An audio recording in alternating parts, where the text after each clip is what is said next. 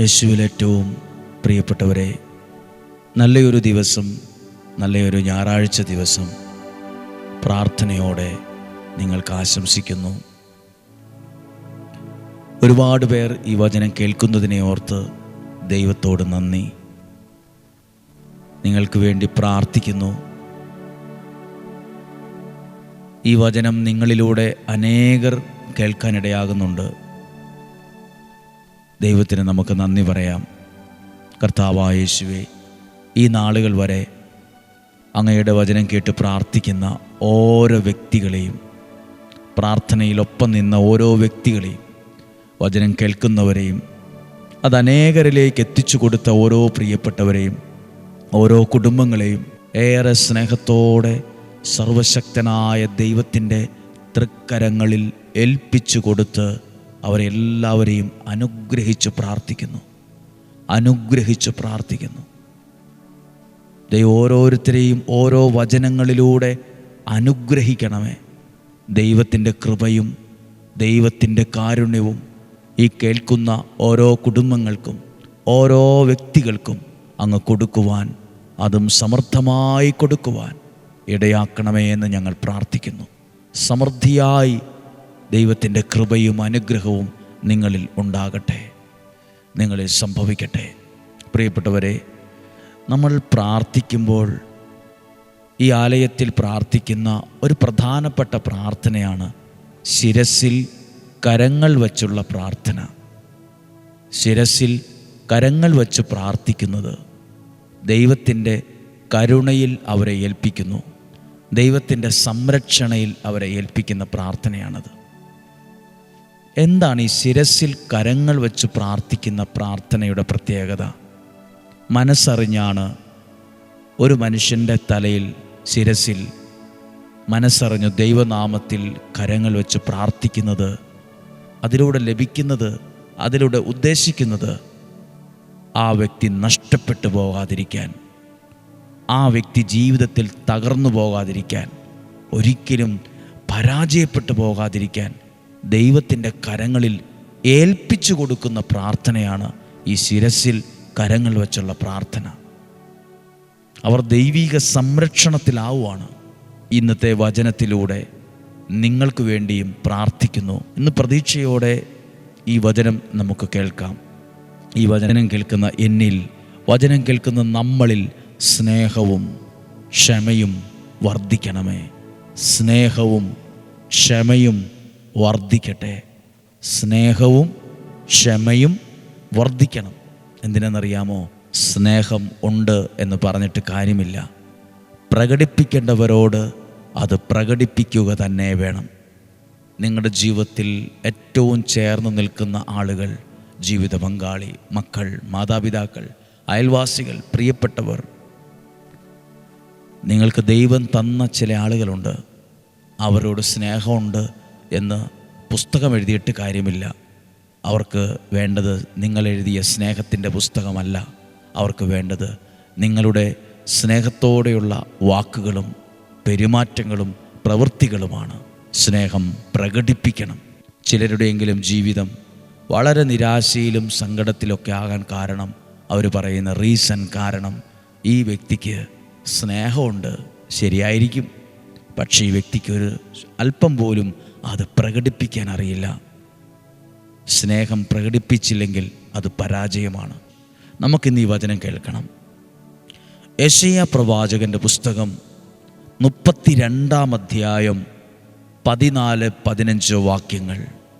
14-ാമത്തെ വാക്യം: ഉന്നതത്തിൽ നിന്ന് നമ്മുടെ മേൽ ആത്മാവ് വർഷിക്കപ്പെടുകയും മരുഭൂമി ഫലപുഷ്ടിയുള്ള വയലും ഫലപുഷ്ടിയുള്ള വയൽ വനവും ആയി മാറുകയും ചെയ്യുന്നതുവരെ. അങ്ങനെ ഒരു വചനമാണ്. ഉന്നതത്തിൽ നിന്ന് നമ്മുടെ മേൽ ആത്മാവ് വർഷിക്കപ്പെടുമ്പോൾ, ഉന്നതത്തിൽ നിന്ന് ആത്മാവ് വർഷിക്കപ്പെടുമ്പോൾ, പ്രിയപ്പെട്ടവരെ, നിങ്ങളുടെ ജീവിതത്തിലേക്ക് ഉന്നതത്തിൽ നിന്ന് ആത്മാവ് പോലെ ഇന്ന് വർഷിക്കപ്പെടുന്നതാണ് ഉന്നതത്തിൽ നിന്ന് വരുന്ന ഓരോ വചനങ്ങളും, ഓരോ പ്രാർത്ഥനകളും.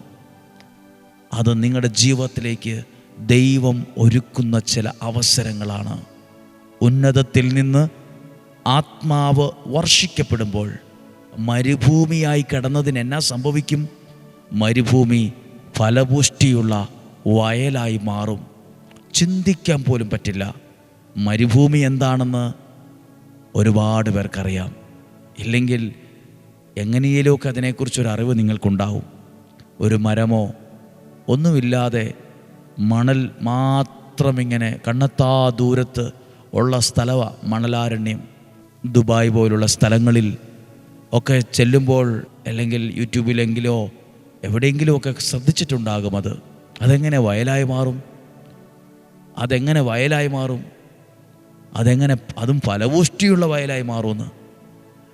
പ്രിയപ്പെട്ടവരെ, അവസ്ഥയ്ക്ക്, സ്ഥിതികൾ ദൈവത്തിന് മാറ്റാൻ പറ്റും. അവസ്ഥയെ മാറ്റാൻ പറ്റും. ഇന്നത്തെ അവസ്ഥ ആകെ ഉണങ്ങി വരണ്ട മരുഭൂമിക്ക് തുല്യം. ജീവിതത്തിൻ്റെ അവസ്ഥ, കുടുംബത്തിൻ്റെ അവസ്ഥ, സാമ്പത്തികത്തിൻ്റെ അവസ്ഥ ഒക്കെ, സിറ്റുവേഷൻ. നമ്മൾ പറയില്ലേ, എൻ്റെ സിറ്റുവേഷൻ വളരെ മോശമാണ്, എൻ്റെ മനസ്സ് ചത്തതാണ്, പറ്റുന്നില്ല, ഒട്ടും പറ്റുന്നില്ല എന്നൊക്കെ പറയുന്നവരുണ്ട്. ഒട്ടും സാധിക്കുന്നില്ല എന്ന് പറയുന്നവരുണ്ട്. പറ്റുന്നില്ല മുന്നോട്ട് പോകാൻ, മടുത്തു. എത്ര പേരാ ജീവിതത്തിൽ പറയുന്നൊരു വാക്കാണെന്നറിയാവോ? മടുത്തു, ഞാൻ മടുത്തു, മടുത്തു. ഇങ്ങനെ പറയുന്നവരുണ്ട്. മടുത്തു, ഭയങ്കരമായിട്ട് മടുത്തു, മതി.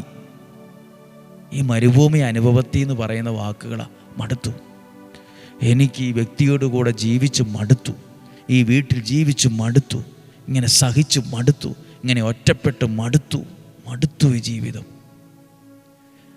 ഇന്നും കൂടെ ചിന്തിച്ചവർ കാണും, ഇന്നലെ ചിന്തിച്ചവരും ഉണ്ടാവും. മടുത്തല്ലോ ഈ ജീവിതം, മരുഭൂമി അനുഭവമാണ്. പക്ഷെ ഉന്നതത്തിൽ നിന്ന് ആത്മാവ് വർഷിക്കപ്പെടുമ്പോൾ, നിങ്ങൾക്കൊരു ദൈവാനുഗ്രഹം വരുമ്പോൾ, ദൈവത്തിൻ്റെ ഒരു വചനം നിങ്ങൾക്ക് കിട്ടുമ്പോൾ, ഒരു ദൈവത്തിൽ നിന്നുള്ള അഭിഷേകം നിങ്ങളിൽ വരുമ്പോൾ, മരുഭൂമി അത് ഫലപുഷ്ടിയുള്ള നല്ല വളക്കൂറുള്ള വയൽ പോലെയായി മാറുമെന്ന്. മരുഭൂമി ഫലപുഷ്ടിയുള്ള വയലായി മാറും. അത്രമേൽ മാറ്റം ഒരു മനുഷ്യൻ്റെ ബുദ്ധിയിൽ ചിന്തിക്കുന്നതിനും ആലോചിക്കുന്നതിനും അപ്പുറമാണ് മരുഭൂമി ഫലപുഷ്ടിയുള്ള വയൽ.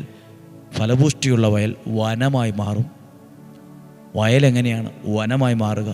ഭയങ്കര ചേഞ്ചാണ് അത് സൂചിപ്പിക്കുന്നത്, ഭയങ്കര മാറ്റം. ഇങ്ങനെ പറ, വചനം കേൾക്കുന്ന എന്നെയും എൻ്റെ കുടുംബത്തിൻ്റെയും അവസ്ഥയെ മാറ്റാൻ ദൈവത്തിന് പറ്റും.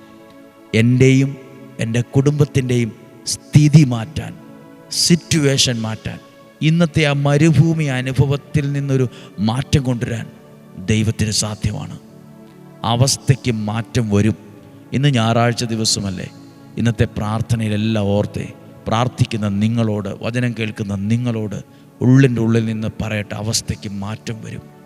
എത്രയോ പേരുടെ ജീവിത സാക്ഷ്യങ്ങളാണ്, അവസ്ഥയ്ക്ക് മാറ്റം വന്ന സാക്ഷ്യങ്ങളാണ് ഇവിടെ പറയുന്നത്. ഞങ്ങളതിൻ്റെ സാക്ഷികളാണ്. എപ്പോഴാണെന്നറിയാമോ മരുഭൂമി ഫലപുഷ്ടിയുള്ള വയലായത്? എപ്പോഴാണ്? ഉന്നതത്തിൽ നിന്ന് ആത്മാവ് വർഷിക്കപ്പെട്ടപ്പോഴാണ്. അല്ലാതെ പ്രത്യേകിച്ച് അവിടെ ഒരുപാട് ആളുകളുടെ അധ്വാനം വന്നപ്പോഴെന്നല്ല, ദൈവത്തിൻ്റെ ഇടപെടലുണ്ടാകുമ്പോൾ. ഇന്ന് കുടുംബത്തിൽ വഴക്കാണ്, മദ്യപാനമാണ്, പ്രശ്നമാണ്, സമാധാനമില്ല, തെറ്റിദ്ധാരണയാണ്, സംശയമാണ്, അസ്വസ്ഥതയാണ്, വഴക്കാണ്, അങ്ങോട്ടും ഇങ്ങോട്ടും മനസ്സിലാക്കാൻ പറ്റുന്നില്ല. ജീവിതം മടുത്ത പോലെ, ജീവിച്ച് മടുത്തു, മതി ഈ ജീവിതം എന്നൊക്കെ ചിന്തിക്കുന്ന എല്ലാവരോടും പറയട്ടെ, മരുഭൂമിയെ ഫലപുഷ്ടിയുള്ള, വളമുള്ള, വെള്ളമുള്ള നല്ല ഒരു ഭൂമിയാക്കി മാറ്റിയതുപോലെ നിങ്ങളുടെ ജീവിതത്തിൽ വിചാരിക്കുന്നതിനപ്പുറമായൊരു ടോട്ടൽ ചേഞ്ച് ദൈവത്തിന് കൊണ്ടുവരാൻ പറ്റും. നിങ്ങളുടെ ജീവിതത്തെ മാറ്റാൻ, കുടുംബത്തെ മാറ്റാൻ ഒക്കെ പറ്റും. പ്രിയപ്പെട്ടവരെ, ഒരാൾ ജീവിതത്തിലെ അയാൾക്ക് 2 ഇംഗ്ലീഷ് വാക്കേ അറിയത്തുള്ളൂ. അയാളൊരു പ്രാർത്ഥിക്കുന്ന മനുഷ്യനാണ്, പ്രാർത്ഥനയൊക്കെ ആയി നടക്കുന്ന ഒരാൾ. ഒത്തിരി പേർ അദ്ദേഹത്തെ ഫോൺ വിളിക്കാറുണ്ട്. അദ്ദേഹത്തിന് ഇംഗ്ലീഷൊന്നും അറിയാൻ പാടില്ല. പക്ഷേ അദ്ദേഹം പറയുന്ന ഇംഗ്ലീഷ് കേൾക്കുമ്പോൾ നമുക്ക് ഭയങ്കര സന്തോഷം തോന്നും. നമ്മൾ എന്ത് വിഷയം പറഞ്ഞാലും പറയും, ഡോണ്ട് വറി, നോ പ്രോബ്ലം. ഇത് രണ്ട് ആ വ്യക്തിക്ക് ഇംഗ്ലീഷ് അറിയത്തുള്ളൂ. ഇംഗ്ലീഷൊന്നും അറിയത്തില്ല. ഈ 2 വാക്കേ അദ്ദേഹത്തിന് അറിയത്തുള്ളൂ. Don't worry, no problem.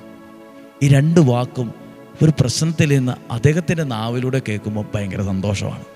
ഈ 2 വാക്ക് കേൾക്കാൻ വേണ്ടി ആയിരിക്കും ചിലർ അദ്ദേഹത്തോട് ഇങ്ങനെ സംസാരിക്കും. എന്നിട്ട് അദ്ദേഹം ഇങ്ങനെ പറഞ്ഞിട്ട് പറയും, ഡോണ്ട് വറി, നോ പ്രോബ്ലം. അദ്ദേഹത്തിൻ്റെ നാവിൽ നിന്ന് അത് കേൾക്കുമ്പോൾ ഭയങ്കര ആശ്വാസമാണ്. ഞാൻ നിങ്ങളോട് പറഞ്ഞത്, ദൈവത്തിൻ്റെ ഇടപെടൽ നിങ്ങളുടെ ജീവിതത്തിൽ ഉണ്ടാകാൻ ഇടവരട്ടെ. ചിലപ്പോൾ ഉന്നതത്തിൽ നിന്ന് ദൈവത്തിൻ്റെ ഒരു അനുഗ്രഹം നിങ്ങൾക്ക് അനുഭവിക്കാൻ കഴിയട്ടെ. അവസ്ഥയ്ക്ക് മാറ്റം വരുത്താൻ ദൈവത്തിന് പറ്റും. ദൈവം ഇന്ന് നിങ്ങളുടെ ജീവിതത്തിൽ ഇടപെടുന്ന ചില അനുഭവങ്ങളെ മറക്കാതെ സ്വീകരിക്കാൻ കഴിയട്ടെ. നമ്മുടെ കർത്താവ് ഈശോ മിശിഹായുടെ കൃപയും പിതാവായ ദൈവത്തിൻ്റെ സ്നേഹവും പരിശുദ്ധാത്മാവിൻ്റെ സഹവാസവും നിങ്ങളോടുകൂടെ ഉണ്ടായിരിക്കട്ടെ. നിങ്ങളുടെ യാത്രയിൽ കുടുംബത്തിലെല്ലാം ഉണ്ടാകണം. ഇന്ന് ഞായറാഴ്ച ദിവസം കഴിഞ്ഞ ഒരാഴ്ച വചനം കേട്ട് എല്ലാവരെയും ഓർത്ത് പ്രാർത്ഥിക്കുന്നു. ഈ വചനത്തിലൂടെ സ്വർഗത്തിൻ്റെ ഒരു ഇടപെടൽ നിങ്ങളിൽ ഉണ്ടാകട്ടെ. ആ വീടിൻ്റെ ഓരോ മുറികൾ, അതിൻ്റെ കയറി വരുന്ന വഴികൾ, 4 അതിരുകൾ എല്ലാം സുരക്ഷിതമായിരിക്കട്ടെ. കുടുംബത്തിനകത്ത് വഴക്കുകളല്ല വർദ്ധിക്കേണ്ടത്, സ്നേഹമാണ്, സന്തോഷമാണ്, കൂട്ടായ്മയാണ്. ദൈവമേ അനുഗ്രഹിക്കണമേ. അങ്ങയുടെ നാമത്തിൽ ഇവരെ സമർപ്പിക്കുന്നു. ആരോഗ്യം നൽകി അനുഗ്രഹിക്കണമേ. ദീർഘായുസ് നൽകണമേ. സമാധാനവും ഐശ്വര്യവും സ്വസ്ഥതയും നൽകണമേ. ജീവിക്കുന്ന ദൈവത്തിൻ്റെ ഇടപെടൽ നിങ്ങളിലുണ്ടാകട്ടെ. രോഗങ്ങൾ, അപകടങ്ങൾ, ദുർമരണങ്ങൾ, മുപ്പെത്താത്ത മരണം എല്ലാം മാറിപ്പോകട്ടെ. നല്ലൊരു ജീവിതം, നല്ലൊരു ഭാവി, നല്ലൊരു അനുഗ്രഹമുള്ളൊരു സമയം ദൈവം നിങ്ങൾക്ക് നൽകട്ടെ. ഇന്നും ജീവിക്കുന്ന യേശുവിൻ നാമത്തിൽ നിങ്ങളെ അനുഗ്രഹിക്കുന്നു. നിങ്ങൾക്ക് വേണ്ടി പ്രാർത്ഥിക്കുന്നു. താമസിക്കാൻ നല്ല ഭവനം, സഞ്ചരിക്കാൻ നല്ലൊരു വാഹനം, ഭക്ഷിക്കാൻ നല്ല ആഹാരം എല്ലാം ദൈവം നിങ്ങൾക്ക് നൽകട്ടെ. ആരുടെ മുമ്പിലും ഒന്നിനും കൈനീട്ടി ചെല്ലുന്നൊരവസ്ഥ ഉണ്ടാകാതിരിക്കട്ടെ. എല്ലാം സമൃദ്ധമായി നൽകി സ്വർഗത്തിലെ ദൈവം, ഇന്നും ജീവിക്കുന്ന ദൈവം നിങ്ങളെ അനുഗ്രഹിക്കട്ടെ. എല്ലാം സമൃദ്ധിയായി നൽകി സ്വർഗത്തിലെ ദൈവം, ഇന്നും ജീവിക്കുന്ന ദൈവം നിങ്ങളെ ഇന്നത്തെ യാത്രകളൊക്കെ അനുഗ്രഹമാകട്ടെ. ഇന്നത്തെ തീരുമാനങ്ങൾ അനുഗ്രഹമാകട്ടെ. ഇന്നത്തെ ഇടപാടുകൾ അനുഗ്രഹമാകട്ടെ. നഷ്ടം വിളിച്ചു വരുത്തുന്ന, ദോഷം വരുന്ന ഒന്നും ചെയ്യാൻ ഇടവരാതിരിക്കട്ടെ. ദൈവനാമത്തിൽ ഏൽപ്പിച്ച് അനുഗ്രഹിക്കുന്നു, ഇപ്പോഴും എപ്പോഴും എന്നേക്കും. ആമേൻ. നല്ലൊരു സന്തോഷമുള്ള ദിവസം നിങ്ങൾക്ക് ആശംസിക്കുന്നു. സാധ്യമെല്ലാവർക്കും അയച്ചു കൊടുക്കണം. നാളെ തിങ്കളാഴ്ച ദിവസം ഒരുമിച്ച് പ്രാർത്ഥിക്കണം, വചനം കേൾക്കണം. ദൈവം അനുഗ്രഹിക്കട്ടെ. നാളെയും ഒരുമിച്ച് കാണുന്നതുവരെ സ്വർഗത്തിലെ ദൈവം എന്നെയും നിങ്ങളെയും സൂക്ഷിക്കട്ടെ. ആമേൻ.